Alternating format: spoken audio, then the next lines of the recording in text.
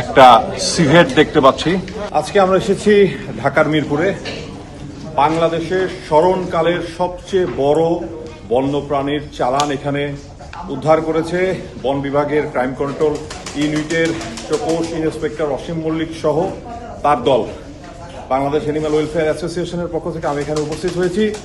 আজকে আপনাদেরকে দেখাচ্ছি ইতিহাসের সবচেয়ে বড় বন্যপ্রাণীর চালান। এখানে আছে বেঙ্গল স্লো লরিস, যার বাংলা নাম লজ্জাবতী বানর। এই যে পাহাড়ি ময়না আছে, যেটা আমাদের দেশি পাখি। আরো আছে আরেকটি বেঙ্গল স্লো লরিস, লজ্জাবতী বানর, যার বাংলা নাম। আছে সজারু, দুইটি সজারু দেখতে পাচ্ছি একটি খাঁচায়। একটা সিভেট দেখতে পাচ্ছি, গন্ধবকুল। এটা সম্ভবত হিমালয়ান মাক সিভেট হতে পারে।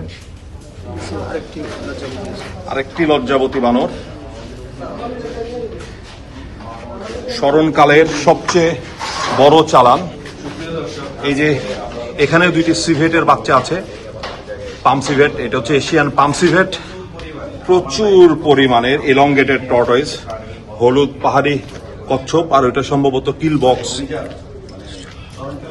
টর্টয়েস হতে পারে।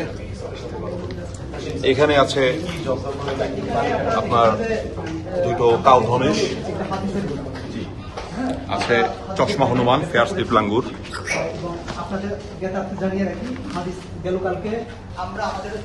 সাথে আছে একটি রাজ ধনেশের বাচ্চা।